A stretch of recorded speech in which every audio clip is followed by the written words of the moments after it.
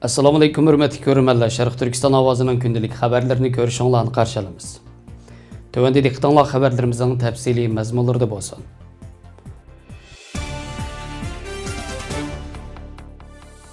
Yildagi kishilik huquq kunining bosh temasi bo'lsa, Xitoy virusi bilan munosabatlik bo'lib, kishilik huquqni asliga keltirish xizmatining markaziga qo'yish, texmi yaxshi bo'lgan yashash muhitini qayta qurish, kishilik huquqni qo'g'dash kerakligi ta'kidlangan. 1948 yil 10 dekabr kuni Birlashgan Davlatlar Tashkiloti Umumiy Majlisi Dunyo kishilik huquq xitobnomasining obidi xarakterlik hujjatini ma'qullab, ko'pchilikning o'ziga xos va shaxsiy huquqidan mahrum qolmasligini e'lon qilib, mayli irq, rang, din, jins, til, siyosiy yoki boshqa ko'z qarashlarning qanday bo'lishidan qat'iy nazar, davlat tavalligi yoki ijtimoiy kelib chiqishi, mol-mulk tug'ilishi yoki boshqa o'rni qatorliqlarni o'z ichiga olgan. Dunyo kishilik huquq xitobnomasi dunyodagi eng ko'p tilga tarjima qilingan hujjat bo'lib, 500 xildan ortiq til nusxasi bor. Dünya kishilik huquq kunini xatirlash munosabati bilan Sharq Turkiston surgun dokumentining bosh ministri, Sharq Turkiston Milliy uyg'unish harakatining qo'rg'uvchisi va raisi Solih Xudoyor muhojiratdagi Sharq Turkiston xalqiga chaqiriq qilib, muhojiratdagi barliq Uyg'ur qarindoshlarni o'z turishlik joylarida namoyish uyushtirishni alohida chaqiriq qildi. Shundaqla xalqaro Uyg'ur masalasini kun tartibga kelgan bugungi kunda biz orzu istaklarimizni butun dunyoga texma bildirib eskartib turishimiz va Xitoy tajovuzchilariga bo'lgan harakat faoliyatlarimizni bir kunma to'xtatib qo'ymasligimiz kerakligini, bugungi dunyo vaziyatini qo'ldan berib qo'ymasligimiz kerakligini ta'kidlab, muhim chaqiriq nutq so'zladi. Muhojiratdagi Sharq Turkiston xalqining bir niyat, bir maqsad, bir nafas, bir ovozda chaqiriq aktiv ovoz qo'shishini umid qilamiz. Biz aziz qarindoshlar davomliq harakat qilib turishimiz kerak. Xalqaro bizga qarayotgan vaziyatda biz davomliq orzuyimizni, talablarimizni xalqaroga davomliq bildirib turishimiz kerak. Va yana o'zimizmi davomliq harakat qilib turishimiz kerak. Shuning uchun men yana barliq tashkilotlarni, shaxslarni, faoliyatchilarni va umumiy xalqimizni, avom xalqni harakat qilishinglarga chaqiriq qilaman.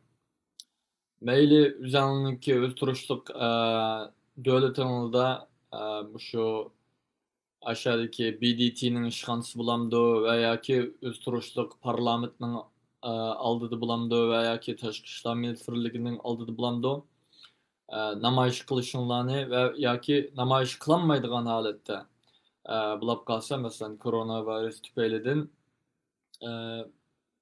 tashkilotlarniki veya ki aşağıdaki dönem arkadaşlardaki Sharq Turkiston veya ki Uyg'ur tashkilotlarininki bir tor orqali bo'lsa faoliyat yurgizishinglarni talab qilaman. Nima uchun bu kunda namoyish qilamiz degan vaqtda hozir hammadan biladi, Xitoy atalmish shu niminiki PDT'ninki kishilik huquq kengashida o'rin oldi. Buningga bizningki noroziligimizni bildirishimiz kerak.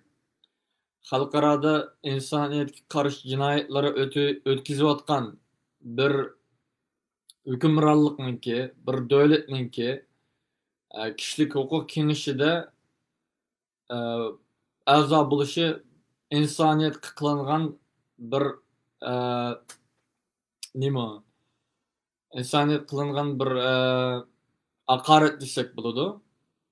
Shuning uchun buni biz xalqaroga noroziligimizni bildirishimiz kerak va BDT'ninki Xitoyni qo'g'lab chiqarishini, bo'libmi shu kishilik huquq kengashidan qo'g'lab chiqarishini talab qilishimiz kerak va yana xalqaroga bizningki Sharq Turkiston xalqininki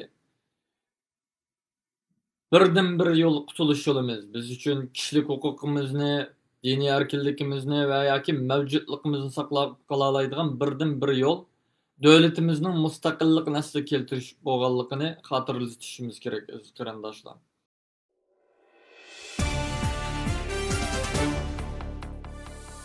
Amerika Tashqi ishlar ministrligi 7 dekabr atdiganda bayonot e'lon qilib, mamlakatlik xalq qurultiyi doimiy komitetining 14 nafar muavin raislariga jazo yurgizganligini jakarladi.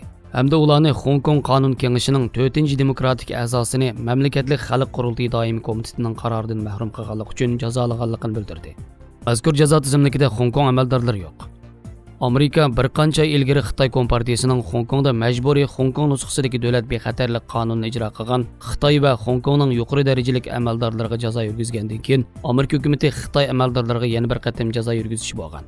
Bu qitim jazoga tortilganlarning hammasi Xitoy mamlakatlik xalq qurultiyining muavin raislari bo'lib, Wang Chen, Cao Jianming, Zhang Junshan, Xin Yu, Ji Bingshuan, Erkin Emirbaqi, Ban Exiang, Qin Zhu, Wang Dongming, Bai Maqilin, Hao Mengjin, Sai Dafeng, Wu Weihua qatorliq 14 nafar amaldor ekan. Amerika Davlat ishlari kotibi Pompeo e'lon qilgan bayonotda bu jazo berilgan kishilar va ularning oila tavobatlarining Amerikaga kelishini cheklab, ularning Amerika boshqarish tavallikidagi yoki Amerikaliklarning igidorchiligi, kontrolligidagi mol-mulklarni to'g'ritib, Amerikaliklarning ular bilan aloqa qilishini cheklagan. Amerika Davlat ishlari mahkamasining bayonotida Amerika hukumatining dushanba kuni qo'llangan harakatlari Amerikaning ittifoqdoshlari va sheriklari bilan davomli hamkorlashib, Xitoyning Hong Kongning avtonomiyasiga bergan va'dasini buzganlik uchun javobgarlik tortilganligini ta'kidlab, Xitoyni xalqaro va'dasiga amal qilishga va nurg'un davlatlarning Xitoyning harakatini ayblaydigan ovozini anglashga yana bir qatim da'vat qilgan. 11 noyabrda Xitoy mamlakatlik xalq qurultiyi doimiy komiteti Hong Kong hukumatiga atalmish davlat bexatarlikka ziyon yetkazish va boshqa sabablar tufaylidan Hong Kong pan-demokratik 4 parlament a'zosini salohiyatidan qoldirgan. Shuning bilan qonun chiqarish kengashining barliq demokratik a'zolari kollektiv norozilik bildirib istifa bergan. Hong Kong qonun kengashini Xitoy tarafdorlari kontrolligidagi Hong Kong hukumati va Xitoy Kompartiyasining kauchuk tamg'isiga aylantirgan.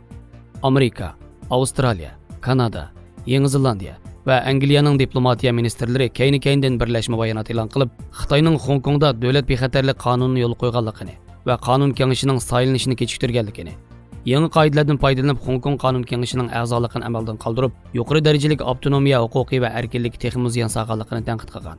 Hong Kongdagi demokratchilar mamlakat xalq qurultiyiga a'zo bo'lishning amaldan qoldirilishi Hong Kongni qorong'ulik bosgan bir kun bo'lib, bir davlatda ikki tuzumning amdi mavjud emasligini isbotlaydi degan. Bu yil may oyida Xitoy davlat bexatarlik qonunining Hong Kong nusxasining tuzilganligini majburiy jakarlab, 30-iyun kuni Xitoy Kompartiyasi kontrolligidagi mamlakatlik xalq qurultiyi doimiy komiteti tomonidan ma'qullanib, shu kuni kechda e'lon qilingan va Hong Kongda rasmiy yo'l qo'yilib ijro qilinib, Xitoy hukumati tomonidan aniq bekitilgan davlat huquqini og'dirish, davlat parchalash, terrorlik harakatlari va chet el kuchlari bilan til beriktirish qatorliqlarga qattiq jazo berish. Eng yuqori jazoning muddatsiz qamoq jazosi ekanligi bildirilgan. Mike Pompeo yuqorqi 14 kishiga Xitoy xalq qurultiyining doimiy komiteti, Hong Kong xalqining Angliya, Xitoy qo'shma axboroti va Hong Kong tub qonuniga asosan o'z vakillarini saylashiga buzg'unchilik qilganlik uchun embargo yurgizganligini, Amerika tashqi ishlar ministrligining bu nomussiz qilmishlarda mas'uliyati bog'lanib javobgarlik tortadiganligini, Hong Kong davlat bexatarlik qonunining tuzilishi, ma'qullanishi va ijro qilinishiga chetishlik 14 kishining ismi bekitilganligini ta'kidlagan. Bu Amerika hukumatining tunji qatim Xitoy yuqori hokimiyat qatlamidagi bir Uyg'urga Xitoy amaldorlarining qatorida embargo yurgizishidir. Erkin Emirbaqi 1953-yili Yingsarda tug'ilgan. 1971-yil mart xizmatga qatnashgan. 1980-yili Xitoy Kompartiyasi qatnashgan. Ilgari atalmish Uyg'ur avtonom rayonining muavin raisi, avtonom rayonlik xalq qurultiyining mudiri qatorliq vazifalarni o'tagan bo'lib, hozir Xitoy Kommunistik partiyasining 19-navbatlik markaziy komitetining a'zosi, 13-navbatlik mamlakatlik xalq qurultiyi doimiy komitetining muavin raisi, partiya va rahbarlik guruhining a'zosi qatorliq vazifalarni o'tayotgan. Xitoy Sharq Turkistonning Aqsu viloyatida bu yil qish va kelar yil atyoz faslida shahar yez aholilaridan 590 ming odam qitim kasbiy tarbiyalash ipordiganligini e'lon qilgan. Xitoy taratqullarining ta'kidlashicha, Xitoy yerlik doiralar mazkur tarbiyalash planiga pan-texnik qishliqi deb nom bergan. Aqsu viloyati Xitoy hukumatining 2017-yil boshlangan cho'ng tutqundan buyon Xitoy paxta to'qimachilik korxonalarining eng cho'ng bazasiga aylangan viloyat bo'lgan. Uyg'ur kishilik huquq tashkilotlarining ilgari surishicha, atalmish sanoat bog'chalaridagi bu korxonalarda 10 minglagan Uyg'ur ishlamchi majburiy emgakka silinmoqda.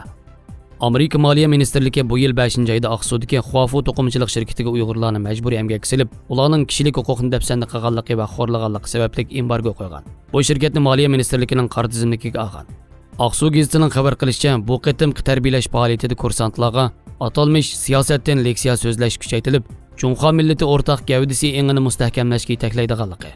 Qanday ish qilsa, shunday texnik maharati, qanday ixtisosliklar kamchil bo'lsa, shunday ixtisosliklar yetildirdiganligi, amaliyotchil va asqatadigan bo'lish prinsipini mavqe qilganligini bildirgan. Kishilik huquq tashkilotlarining qayd qilishicha, Xitoy hukumati yaqinqi 3-4 yil ichida mustaqil Uyg'ur kasblarini tutqun qilib, Xitoy korxonalarida ishlashga majbur yig'ib olgan.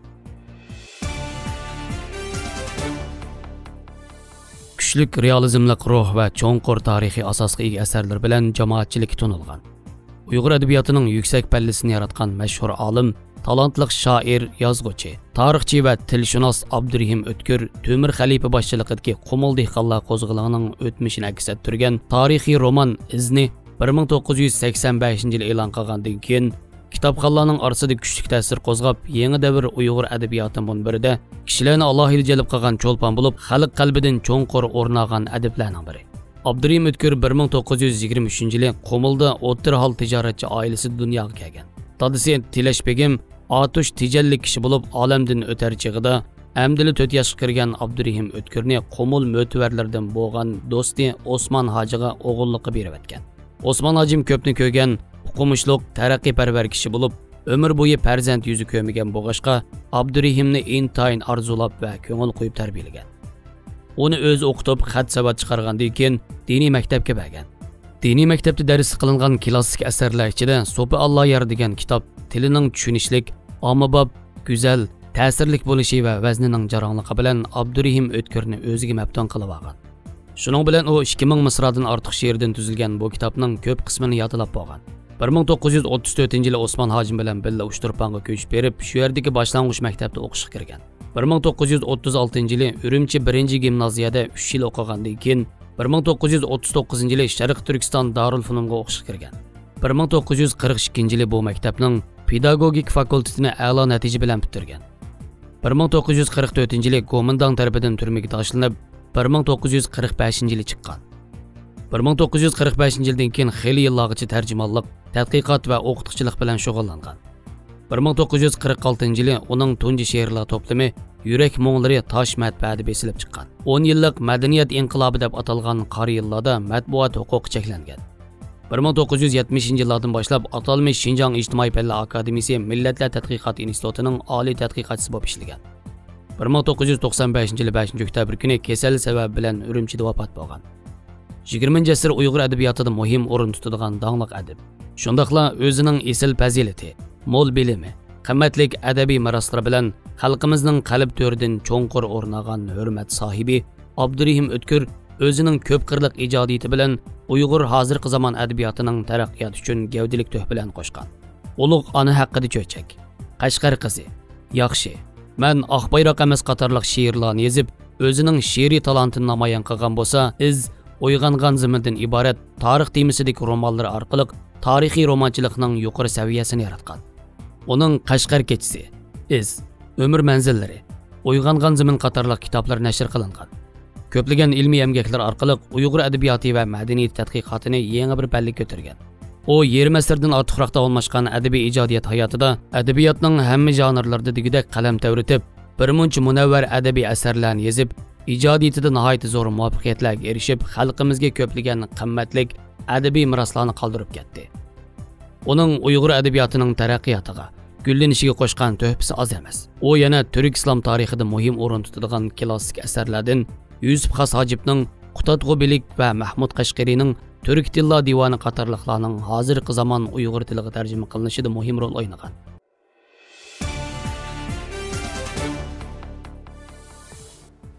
Xabarlarimizni yoqtirib ko'rganingizga rahmat. Ko'rishguncha omon bo'linglar. Xayr xo'sh, Allohga omonat.